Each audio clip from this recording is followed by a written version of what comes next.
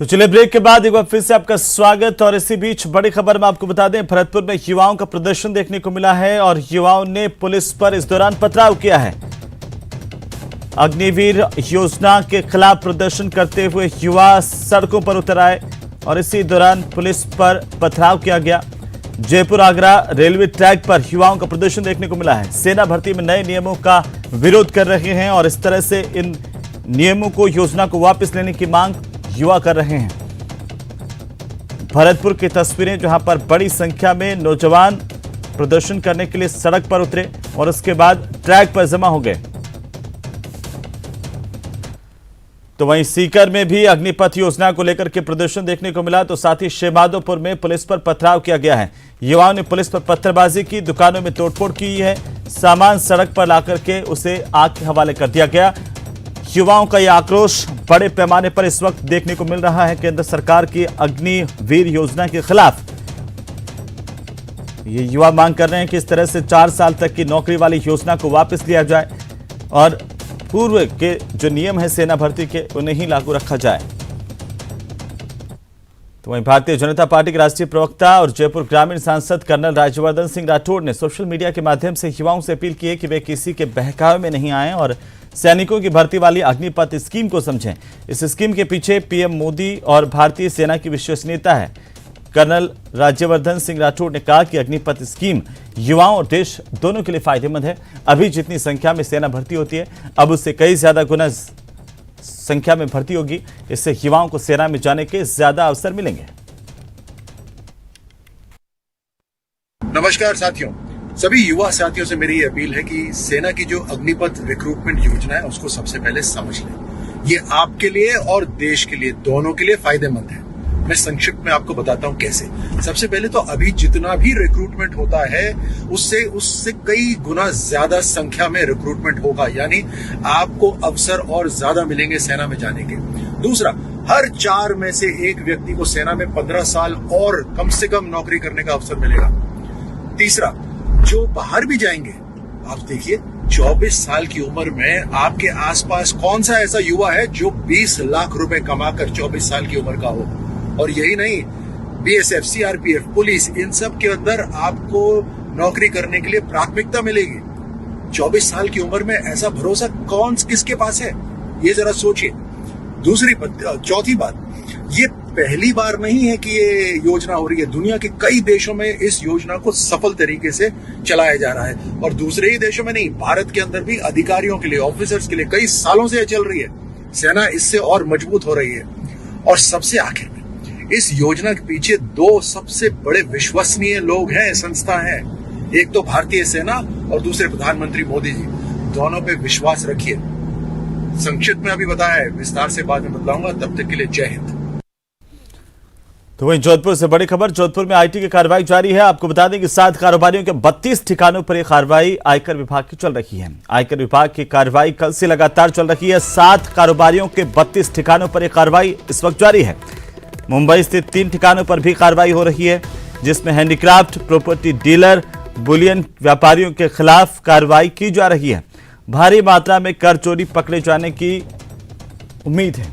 25 अलग अलग टीमें ये कार्रवाई कर रही हैं। करीब 300 आयकर विभाग के कर्मचारियों को यहां पर लगाया हुआ है। जोधपुर पुलिस विभाग के करीब 100 कर्मचारी इस टीम का हिस्सा है। बड़ी मात्रा में रोकड़, प्रॉपर्टी के कागजात, निवेश लेन देन के दस्तावेज यहां से मिले हैं और 2 दिन ये कार्रवाई जारी रह सकती है। तस्वीरें हैं जोधपुर की, जहां पर एक साथ आयकर विभाग की ओर से 32 ठिकानों पर कार्रवाई की जा रही है। कल से यह कार्रवाई लगातार जारी है। जो 7 कारोबारी जिन्हें लेकर के सूचना मिली थी कि उन्होंने भारी कर चोरी की और उसके बाद आयकर विभाग सक्रिय हुआ, आयकर विभाग की ओर से यह कार्रवाई की गई है। और इसी दौरान ये खबर है कि बड़ी संख्या में अघोषित आय और कर चोरी का मामला सामने आया है। इसे लेकर के कई पुख्ता प्रमाण भी आयकर विभाग को मिले हैं। तो आईटी का एक्शन फिलहाल जारी है।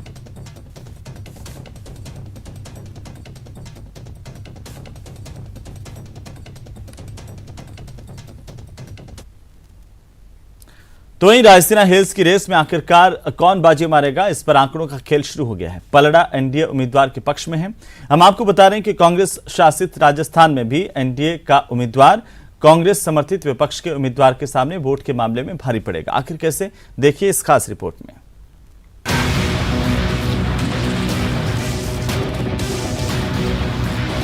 भारत में राष्ट्रपति का निर्वाचन सीधे जनता से न होकर अप्रत्यक्ष रूप से किया जाता है, यानी जनता के चुने हुए जनप्रतिनिधियों की ओर से वोट कास्ट किए जाते हैं, जिसमें सांसद और विधायक वोट डालते हैं और उनके मत का वैल्यू निकाला जाता है, जिसके लिए प्रत्येक राज्य की जनसंख्या को आधार माना गया है। राष्ट्रपति के मौजूदा चुनाव के लिए 1971 में हुई जनसंख्या को आधार माना गया है। बात राजस्थान की करें तो 1971 में 2,57,65,806 की जनसंख्या को आधार माना गया है। विधायकों के एक वोट की वैल्यू निकालने के लिए कुल जनसंख्या को 1000 से डिवाइड कर 200 से गुणा किया जाता है, जिसकी वैल्यू 128.82 आती है। यानी और केंद्र शासित सदस्यों के जो विधायक हैं उनकी जो टोटल वैल्यू है उसमें सांसदों की संख्या का भाग देने पर जो वैल्यू आती है वो वैल्यू मानी जाएगी। इस बार एक सांसद की वैल्यू 700 वोट मानी जाएगी, क्योंकि जम्मू कश्मीर में विधानसभा नहीं है और वहां से जो राज्यसभा सदस्य चुनकर आने हैं वो भी नहीं आएंगे।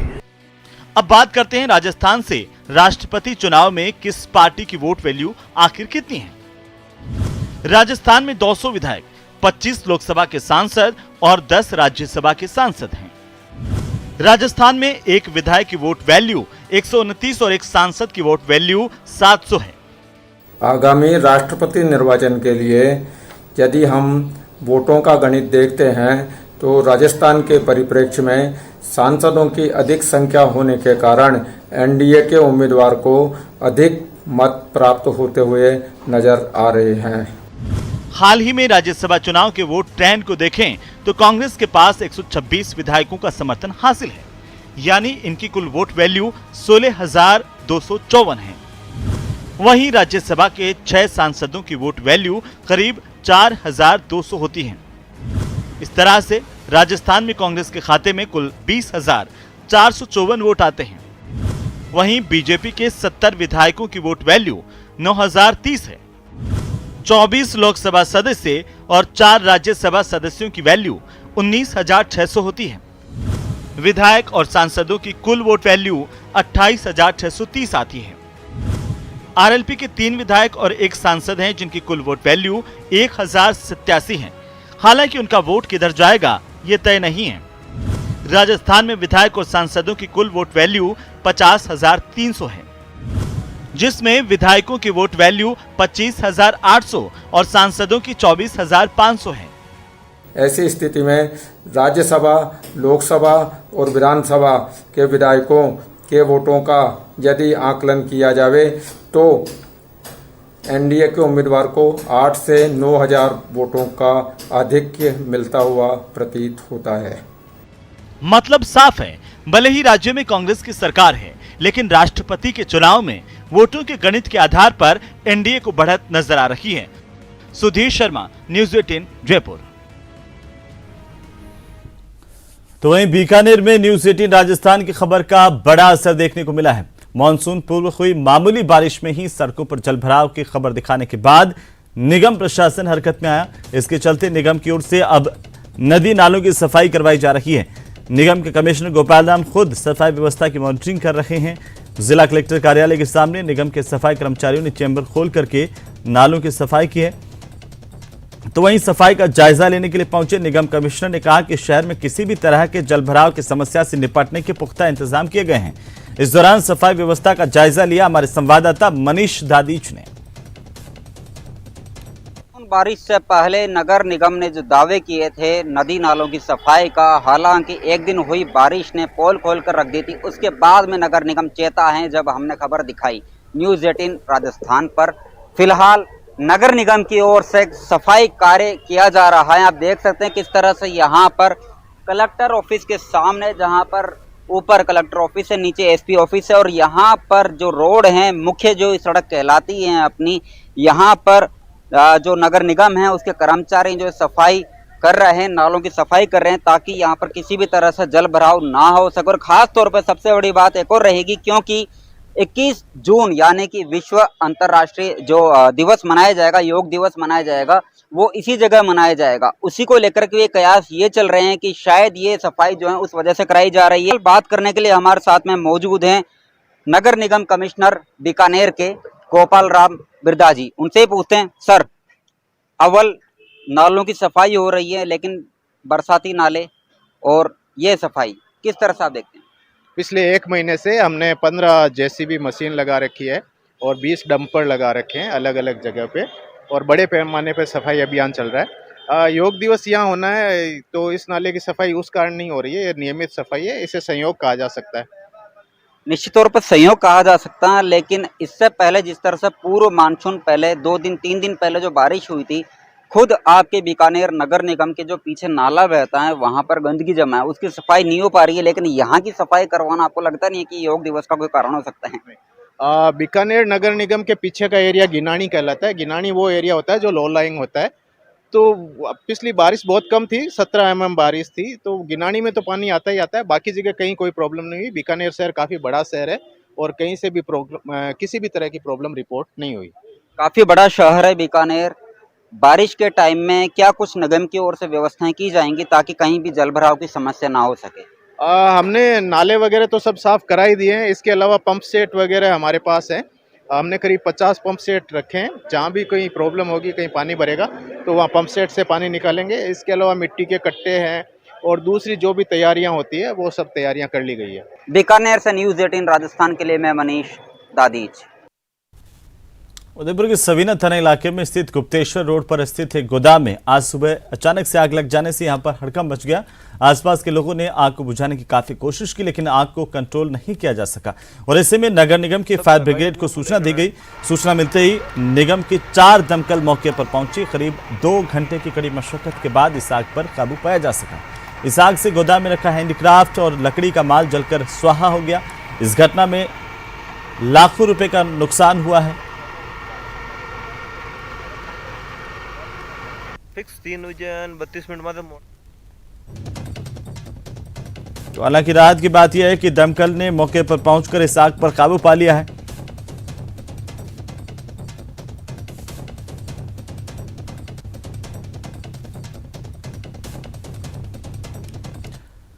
वहीं कोटा के रामगंज मंडी में जिला आबकारी विभाग की टीम ने बड़ी कार्रवाई करते हुए अवैध शराब से भरे हुए एक ट्रक को जब्त किया है। ट्रक दिल्ली से गुजरात की तरफ जा रहा था। आबकारी विभाग के अधिकारियों को मुखबिर की सूचना पर ट्रक को रामगंज मंडी उपखंड के सुकेत टोल के पास से जब्त किया गया। इस ट्रक में 50 से 60 लाख रुपए तक की अंग्रेजी शराब बताई जा रही है। वहीं ट्रक को जब्त कर आबकारी विभाग पूरे मामले की जांच कर रही है।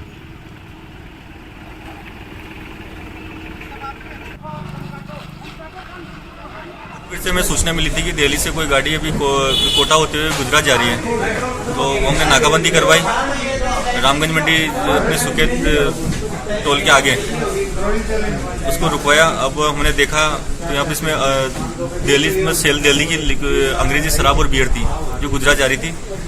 इसको मौके से ड्राइवर को पकड़ा, ट्रक को पकड़ा और अभी हम काउंटिंग करवा रहे हैं इसकी कि कितनी शराब है, अंग्रेजी और बियर है इसमें, और लगभग 50 से 60 लाख की इसमें बियर, अंग्रेजी शराब और बियर है। तो देश में जल के अनमोल होने का नारा जितना राजस्थान में महत्व रखता है, शायद ही उतना किसी अन्य राज्य के लिए नहीं। लेकिन इस नारे के उलट राजस्थान का जलदाय विभाग इस मामले में थोड़ा सुस्त है, क्योंकि जल जीवन मिशन में प्रदेश लगातार पिछड़ता जा रहा है। ये खास रिपोर्ट देखिए।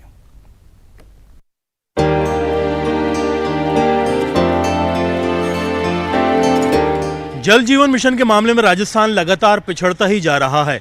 एक तरफ केंद्र राजस्थान से गति बढ़ाने के लिए कह रहा है, दूसरी तरफ राजस्थान के पास अपने ही अलग कारण हैं जिनकी वजह से ये खुद को पीछे बता रहा है। जल जीवन है, जल जरूरी है, जल है तो कल है। टारगेट भी सेट है, 2024 तक हर घर नल का मिशन है और यह मिशन राजस्थान के लिए तो सबसे ज्यादा जरूरी है। लेकिन लगता है जलदाय विभाग की स्लो स्पीड मिशन के रास्ते में बड़ा रोड़ा बन रही है। यही वजह है कि जहां कई राज्य मिशन के तहत 100% टारगेट हासिल कर चुके हैं, वहीं प्रदेश में मिशन के तहत केवल 24.58% काम हुआ है। प्रदेश में अब तक 24 लाख घरों में कनेक्शन हो पाए हैं, जबकि आने वाले 2 सालों में प्रदेश के तकरीबन 75 लाख ग्रामीण घरों में नल कनेक्शन होने हैं। 43,000, the connection rate is 1630 per day, then what kind of काम is going on? एक और केंद्र की ओर से राजस्थान की कम स्पीड और क्वालिटी पर सवाल उठ रहे हैं, तो दूसरी ओर राजस्थान का दावा है कि कई मामलों में हम बेहतर हैं। राजस्थान में जल कनेक्शन का टारगेट 1,05,68,805। टारगेट के मुकाबले हासिल रिजल्ट 24.58%। योजना में आधा खर्चा केंद्र और आधा खर्च राज्य का। राजस्थान में साल 2024 तक टारगेट के लिए काम। रोजाना 11,000 जल कनेक्शन देने पर होना है काम। रोजाना करीब 1,500 जल कनेक्शन दिए जा रहे। राजस्थान का दावा कई दिशा में अच्छा काम किया। दावा हेल्थ सेंटर्स को जल कनेक्शन देने में टॉप पर प्रदेश। 60,000 से अधिक स्कूलों को नल कनेक्शन से जोड़ा। मिशन की शुरुआत में 11.11% ग्रामीण आवास कनेक्शन जोड़े। राजस्थान काम की गति अनुसार 33 प्रदेशों में 32वें स्थान पर। ओवरऑल कवरेज में प्रदेश 29वें नंबर पर है। हमने कई बार कहा है कि राजस्थान की परिस्थितियां भिन्न है। जल जीवन मिशन के काम उत्तर प्रदेश में 15,000 20,000 रुपये प्रति कनेक्शन के हिसाब से कनेक्शन लग पा रहे हैं। हमारे यहाँ 70-72 हज़ार रुपये एवरेज एक कनेक्शन पर खर्च हो रहे हैं। कहीं कहीं तो 2-2, 3-3, 4-4 लाख रुपए एक कनेक्शन पे खर्च आ रहा है। केंद्र जल जीवन मिशन को लेकर प्रदेश सरकार पर सवाल उठा रहा है और प्रदेश सरकार मिशन की लेट लतीफी पर अपने तर्क दे रही है। क्या ऐसे में 2024 तक हर घर जल का सपना साकार हो पाएगा? अब देखना यह होगा कि इन तमाम हालात के अंदर जल जीवन जैसे बहुत ही अहम मिशन में राजस्थान अपनी गति कब पकड़ता है। कैमरा पर्सन अविनाश के साथ में अरबाज अहमद, न्यूज़ 18 के लिए जयपुर से।